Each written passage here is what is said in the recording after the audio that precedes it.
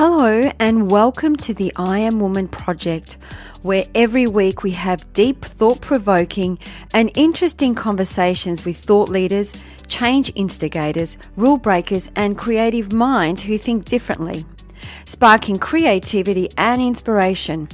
Our special guests on our show cover a variety of topics just for you, and they share their personal stories to inspire, motivate and empower you, our listener. The I Am Woman podcast is produced for your enjoyment, and show notes are found at www.catherineplano.com. Come back often and feel free to add the podcast to your favorite RSS feed or iTunes. All links are in the show notes. Now let's get into the show.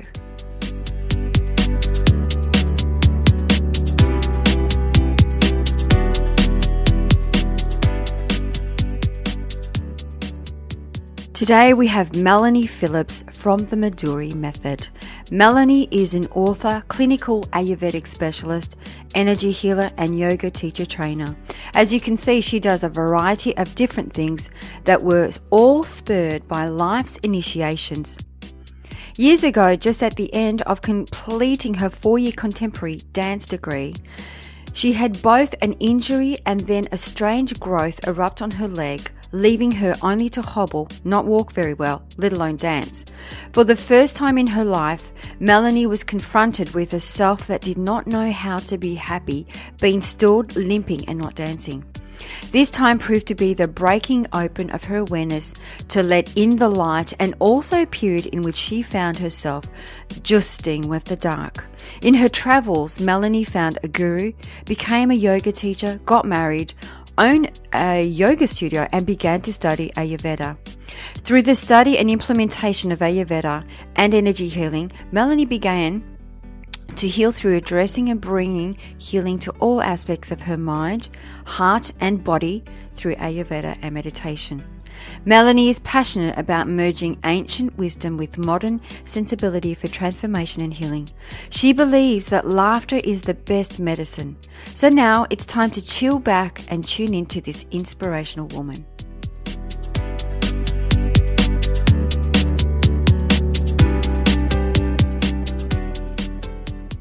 Well, today we have Melanie Phillips, the sweetness of I can't even remember what you said it was mean. It was the Madhuri Method. Maybe tell us what the Madhuri Method, which is your company.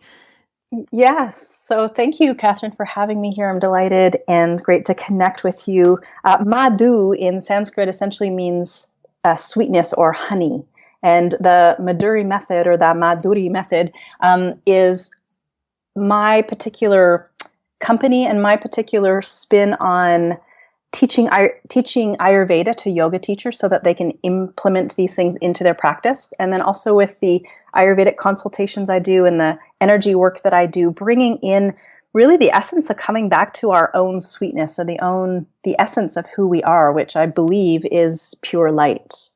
Oh, I just love that. Well, as soon as you said, or you explained what Madhuri was all about, I just look at you in a different light now. I see you as this real sweet Melanie, sweetness about you. Thank you. So for our listeners, let's unpack Melanie Phillips and tell us your story. Yeah, so I won't go all the way back, although there's lots of different pathways and interesting tidbits along the way. But I'm an Ayurvedic practitioner and an energy healer. I'm an author and I'm a yoga teacher trainer. And my first doorway was into yoga, and that was through a dance injury. And then I got intrigued and inspired to go to India when I was on a pilgrimage, essentially around New Zealand. I met a Swami, and I ended up being in India the following fall to live at the Bihar School of Yoga, which is essentially a yoga ashram, and really took to it. I really felt so at home in the ashram setting, even though we were sleeping on little wooden beds and, things were very austere, and I loved it. I loved the discipline of it. I loved everything I was learning about yoga at the time. And it felt like it was a very expansive journey for me at that time. But as years progressed and I got deeper into the spiritual practice that I was learning, funnily enough, over time, I mean, over a decade or so, my belief system and thoughts became more narrow. And I wasn't completely aware of this at the time, but now that I look back, I see what was happening. And also on one of those trips back to India, I became very sick, and I didn't realize how unwell I was. I was in India for a while and then traveled through Southeast Asia by myself. And by the time I got back to Canada, where I live, I realized I really was not right. I'd gone from being a dancer, which is essentially an athlete, and dancing 6 or 8 hours a day sometimes. And when I got back from this trip, I couldn't walk up a flight of stairs without being exhausted. So I went to my doctor, who sent me to a specialist, and I waited for months to get in, and finally got into the foreign disease specialist with high hopes, thinking, oh, great, they're going to tell me what the problem is and I can fix it. And I got into the specialist's office, and he looked at the reports and all the blood work and all the tests they had done, and he just looked up at me and said, there's nothing wrong with you. And at that point in time, it was devastating. I was in my 20s. I didn't have the understanding or the resources of really what to do, but I had, through my travels in India, learned a little bit about Ayurveda. And there was something about Ayurveda that did resonate with me. And I signed up to go to Ayurveda college in the United States, essentially, and do a 3-year program there. And what I learned in that 3-year program and beyond became the foundation for healing myself of what the specialist could only refer to as a post-viral fatigue syndrome. So kind of like a chronic fatigue syndrome, but it was from a virus that essentially knocked my immune system out and left me completely depleted of energy. So it's an autoimmune condition. So I had this for over 7 years, and I studied Ayurveda and used the philosophy and the practices of Ayurveda to begin to heal myself. And it wasn't an overnight quick fix, unfortunately, or fortunately, I'm not sure. But it really gave me the tools to empower myself with my own healing, where the Western medical system left me essentially alone and at a loss. But I wasn't quite back to the state I had been before, being so full of energy and so full of life. I came across something called bioenergy healing, and I began to study bioenergy, and this was the final piece of the puzzle for me. It seemed like Ayurveda took me to that 98% of what I needed in my healing, but the bioenergy healing really was the final piece of the puzzle that brought it all into place, because it was really looking at the pranic body and the energy body and the chakra system, or these main energy vortexes essentially that we have, and looking at the underlying beliefs and issues that were keeping me from not fully regaining my energy and my power.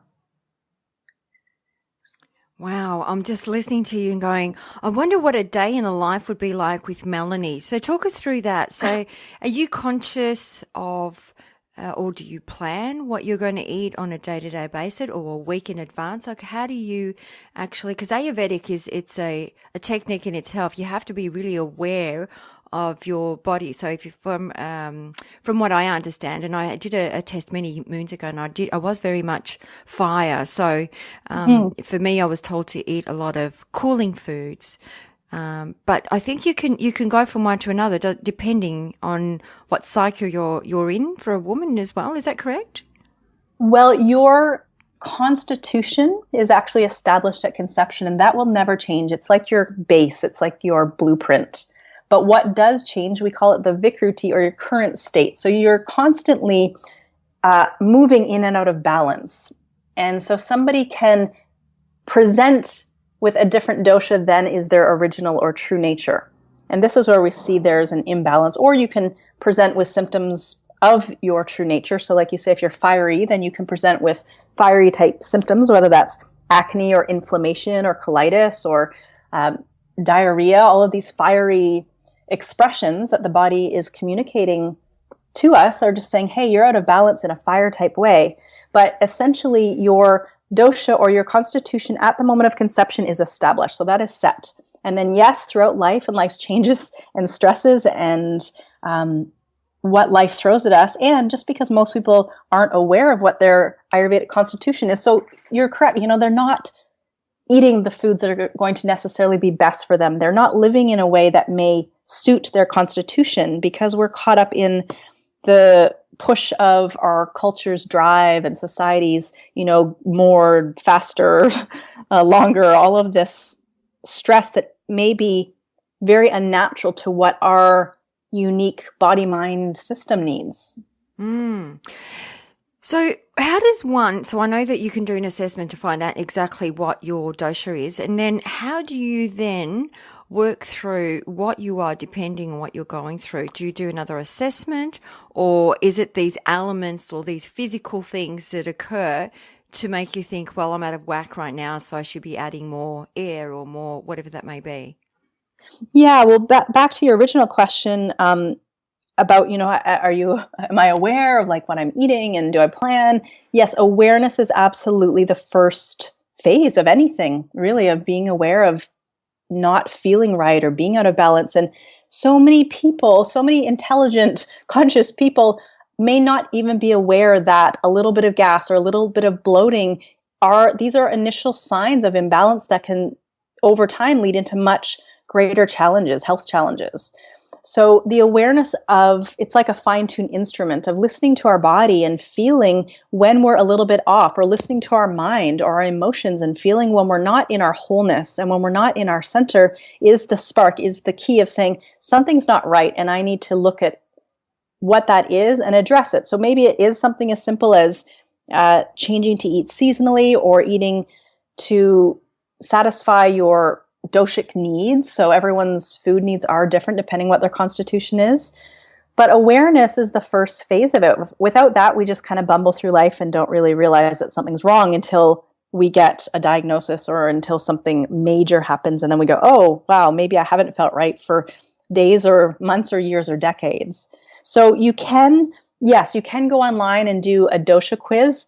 I always call this sort of a cosmopolitan, like a Cosmo magazine quiz. They're fine, but they can also lead you astray because they're not always looking at getting information about the true nature and the current state, because those can often be two different things. So I do encourage people that if you are drawn to Ayurveda, or even if you have symptoms that you just want to deal with in a natural way, then go to a practitioner, invest in seeing a practitioner, whether that's in person or via Skype, that this is really important work. And now that I know Ayurveda, I don't know how people can live their life without it, to be honest. It's changed my life, and my day-to-day life has become even easier because I know Ayurveda. So in the beginning it was, oh yeah, what are the right foods for me? And now I live in a way that I call Ayurvedic mastery, which is essentially just intuitive. So I eat intuitively. I live my life as close to my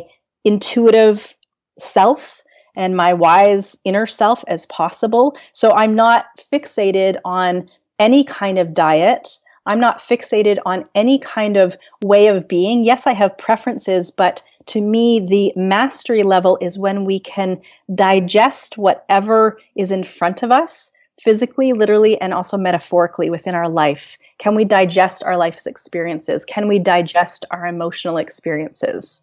I love that. We had another woman of inspiration on the show who actually spoke about that when she goes shopping, and she talked about intuitively eating, when she'd pick up a piece of fruit or any form of food, she would hold it up to her almost like her sacral chakra and see whether her body was moving towards it or moving away. And if her body was moving away from the food, she knew that she was not aligned to it, and intuitively this food was not right for her. But when she was moving towards it, she knew that the food was good for her, so she would purchase it, and that's what she called intuitively eating. Is that the sort of thing that you do? You kind of follow that gut feeling of yours? Yeah, it's more, and I think everyone experiences their own intuition differently. For me, I feel sensation in my body. And then sometimes if I'm just gravitating towards something or craving something, so I don't have a right, wrong mentality around foods. I have just as you were speaking of that other woman, like, will this nourish me? And maybe sometimes that's some chocolate, or maybe sometimes that's lasagna, and sometimes it's a salad. It just really depends. So I really listen to my body, and I listen to the seasons. In Canada, in the wintertime, I live in Vancouver. It's damp, it's rainy. It is very rare, very, very rare that I will crave or want any kind of raw food or salad.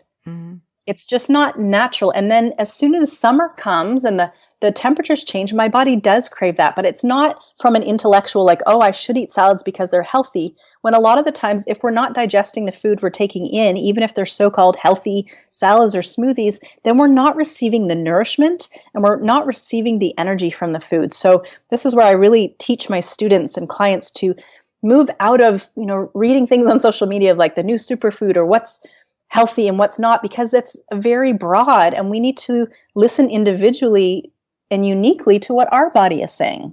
Well, so we have different needs. We're different people. I love that, Melanie. It's so different to what other people have said, and definitely what you read about, because sometimes we do crave, for me, and you're right, when it's cold, I crave hot drinks and soups, and there are times where I crave some dark chocolate. And it's probably, that time in the afternoon, at 3:00 in the afternoon, where you're probably feeling a little bit tired. Yes. But most of the time people, from some of the guests and some other people that I've spoken to, they say, your mind is always craving for that sugar or that kick, so you should ignore it. Whereas you're saying that when you have a craving for a reason, and so you should listen to your body and follow that craving. Yes.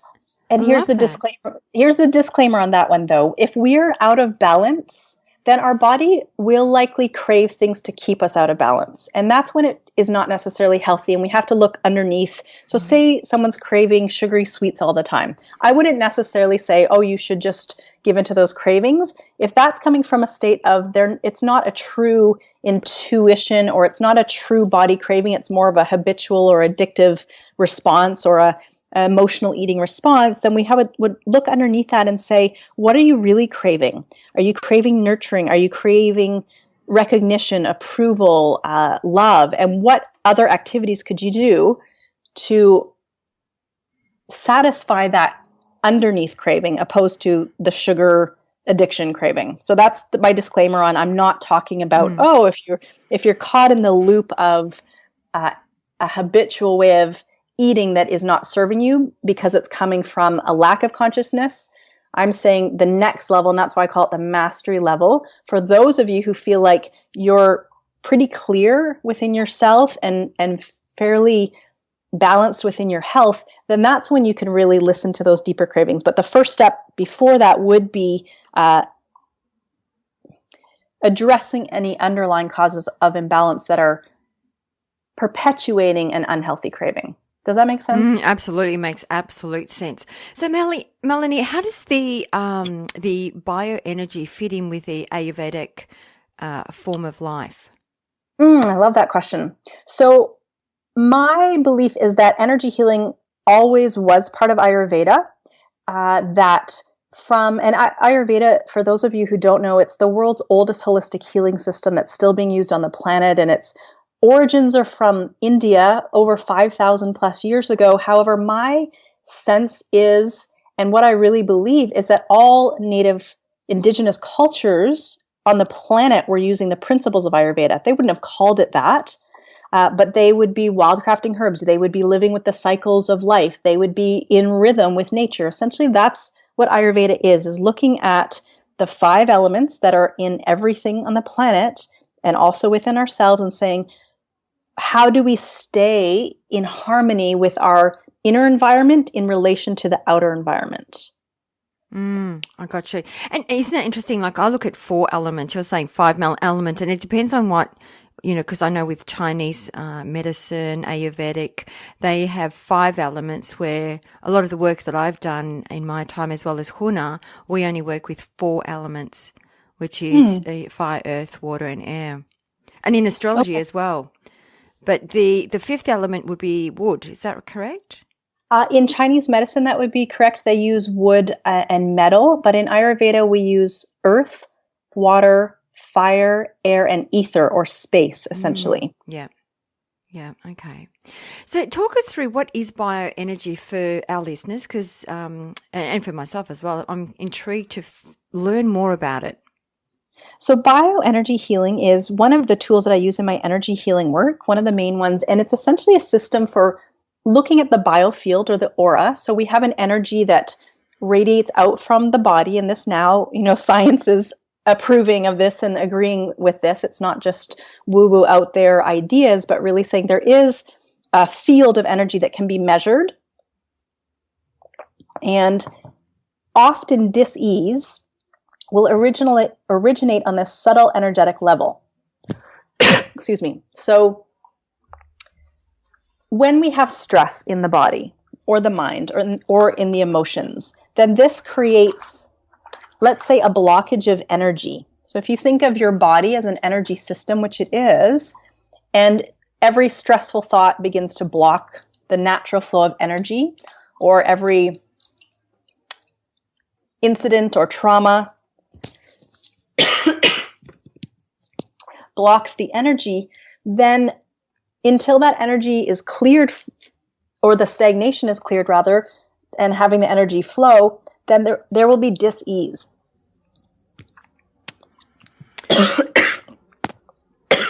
Excuse me. I've got a blockage of energy going on right now.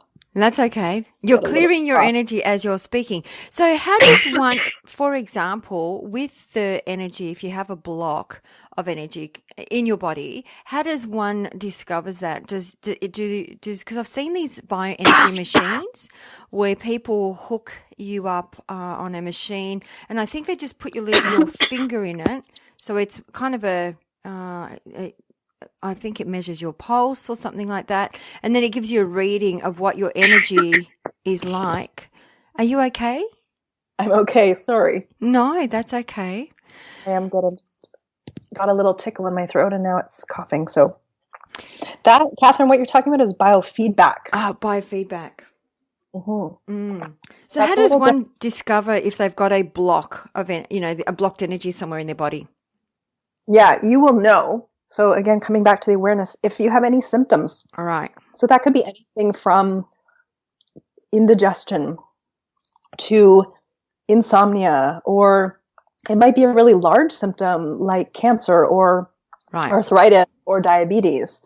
So it's really just listening to the body and going, am I a little bit out of balance? Is something not right? Low energy, right? Fatigue or depression or anxiety.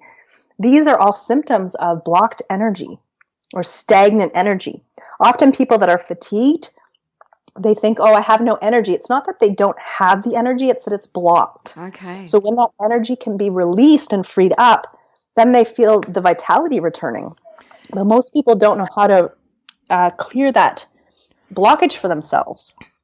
And how do they clear that? So say for somebody that has anxiety or has a sore knee or anything like that, how does one clear their energy?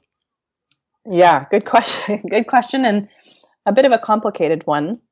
I think there's many different ways, and this is what I love, the interface of Ayurveda and the energy work. We have to look at the underlying root causes of dis-ease, of why is the body going out of balance. Sometimes, we can just have a repetitive injury from playing a sport or something over time, and we wear down the knee, or we get in a car accident, we have whiplash. So sometimes we have things that happen suddenly and show up, but other times we have blockages of energy because of the ways in which we perceive our reality, the ways in which we perceive ourselves and the world, and what our inner dialogue, our inner self-talk is like. So if you imagine within the inner voice of the mind, there's a belief that I'm not good enough. And this is very common. I've worked with many people over the years, and when we peel back the layers, there's often some form of I'm not good enough. And I can say for myself also, I've unearthed that belief of seeing some part of me doesn't feel worthy. So if that subconscious belief is going on in the energy field, so a thought is an energy form, very subtle. Thoughts, we know thoughts are real, even though if we were to cut open the body, we couldn't look in the body and find the thoughts sitting anywhere, not even in the brain or the mind. So they're in their own energy field that's very subtle. But over time, if we're thinking this thought, believing this thought, it starts to create a blockage.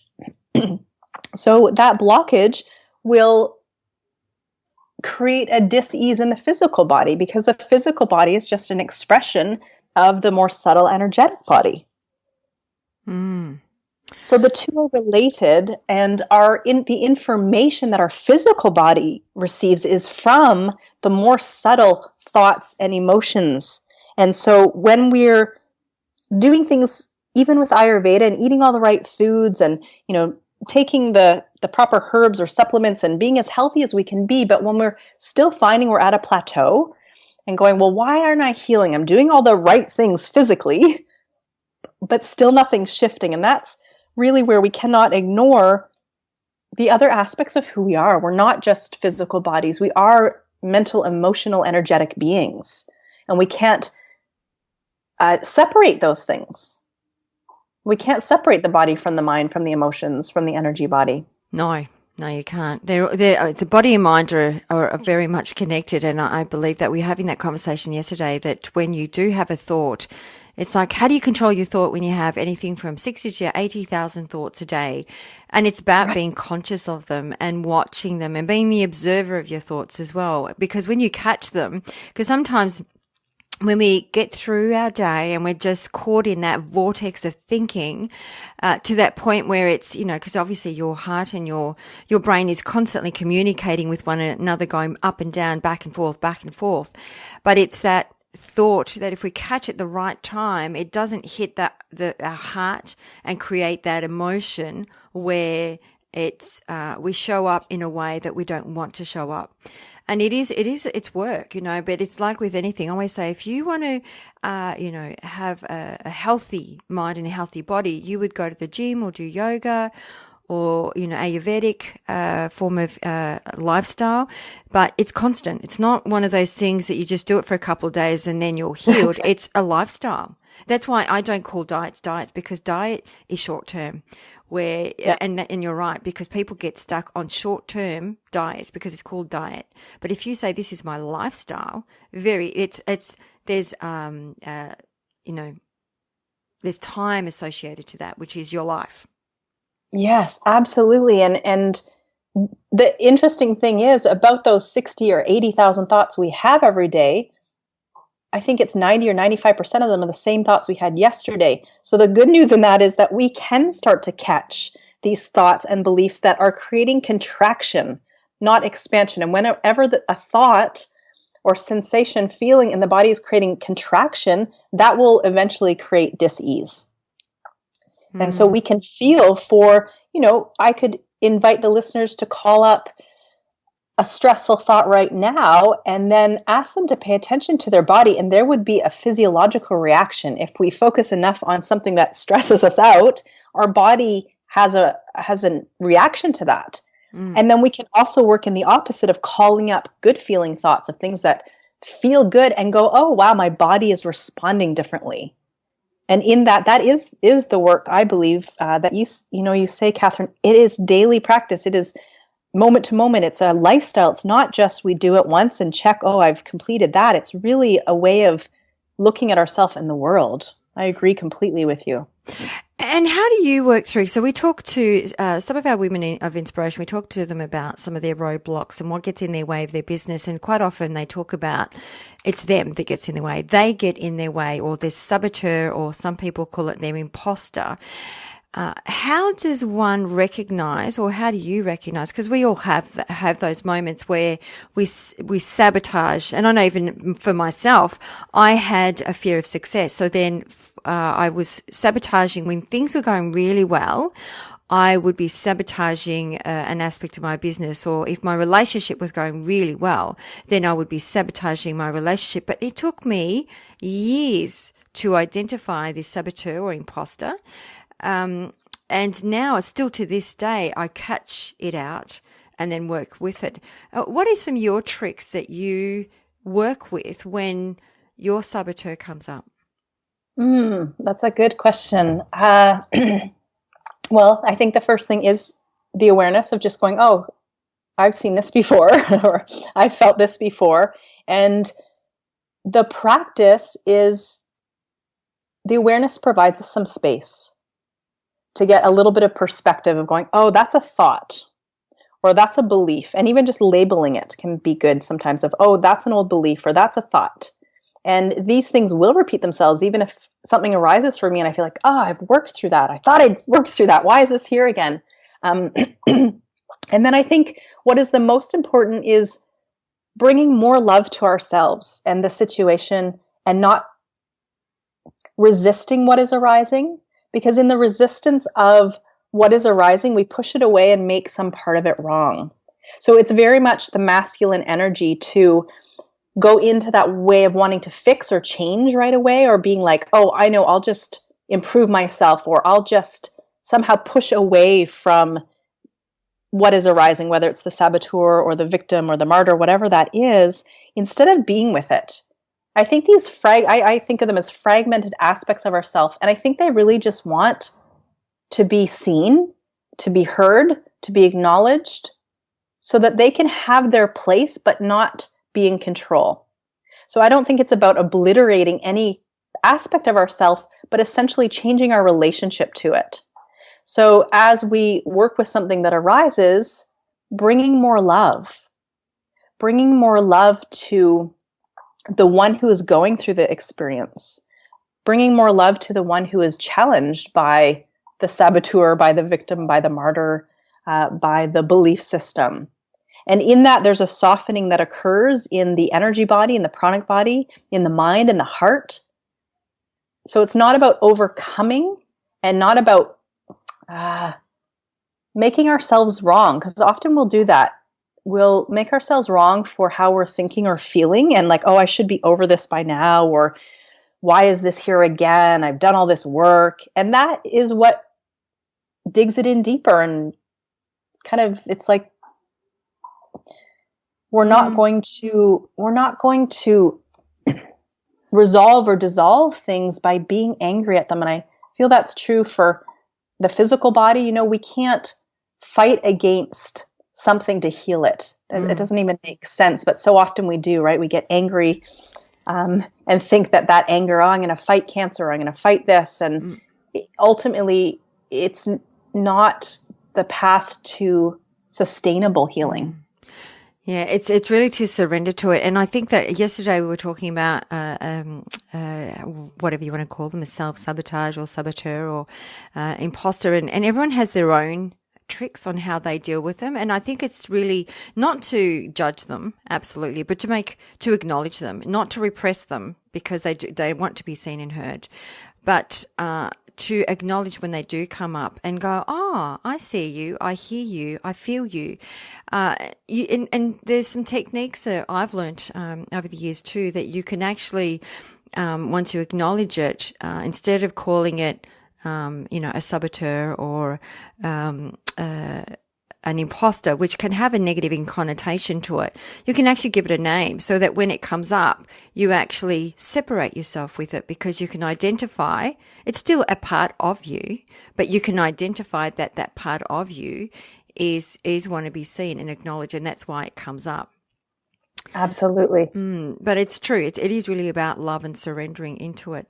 So, Melanie, what we do as we wrap up the show, we always ask our woman of inspiration to pick one word that best describes her personal brand. So what would be that one word for you? That word for me would be embodied light.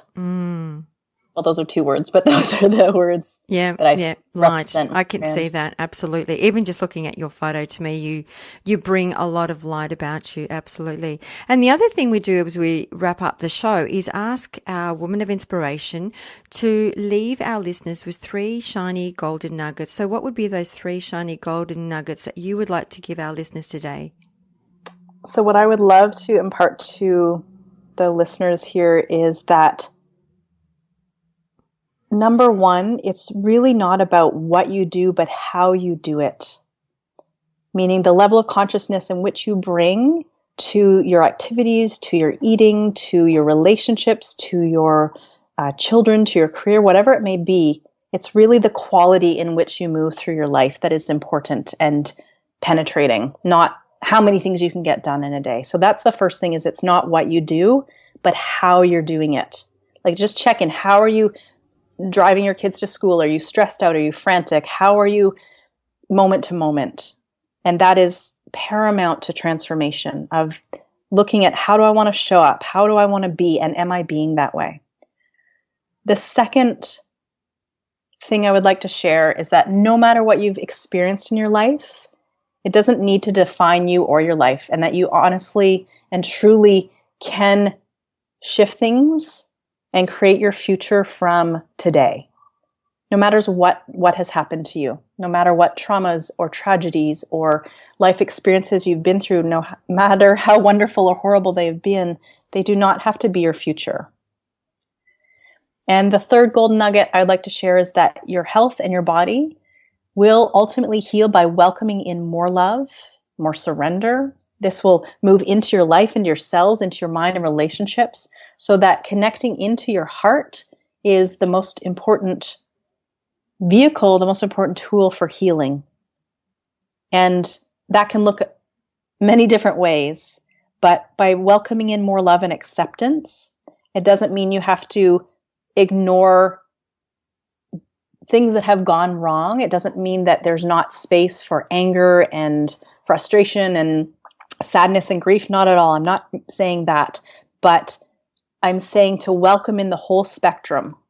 So as much as we look at the light, we look to the shadow, and in all of it is the surrender to come back to our heart. And it really takes letting go of our will and our life plan. And when we can soften what we think and how we think our life should be going, and really offer it up, I call it offering it up to the altar of life, of just saying, I'm not in control, then healing can happen. Then healing can be welcomed into the body. So stop fighting with yourself. Stop fighting with your body. Stop hating yourself or parts of your body, and bring more love and more acceptance. And this will transform your life. I love that. And the first one really resonates with me. It's not what you do, but how you do it. Because it's true. We get so caught up in this fast-paced life that we live. And it's true. Sometimes you just think, for my day-to-day, it's about what I get through and not how I do it. So I really love that. That really resonates with me. So thank you for that. So Melanie, how can our listeners find you? They can find me. My website is madhurimethod.com. That's MADHURI method.com. And if people want to stay in touch, then they can sign up for my newsletter and receive some self-healing gifts from me as well. Relaxation practice and a self-care video and a meditation. So if they feel inspired to stay connected, that's a great way. Just go to madhurimethod.com. You can find me there. Great. Thank you so very much for your time and your energy. Some valuable golden nuggets there for sure. So thank you so much, and have an amazing day. Thank you. You too, Catherine. That brings us to the end of another episode. I hope you enjoyed the show, as it is my mission to reach out and inspire as many individuals like you. And one of the best ways to help us achieve this goal is by giving us a good review on iTunes. It's easy, and it only takes about 10 seconds. If you have any questions or special guests that you would like to hear from, please send us an email to support@catherineplano.com.au, and we will get right back to you. You can also follow us on Instagram, Twitter, or Facebook @Catherine Plano. That's it for now. Thanks for listening. Until next week, please take care.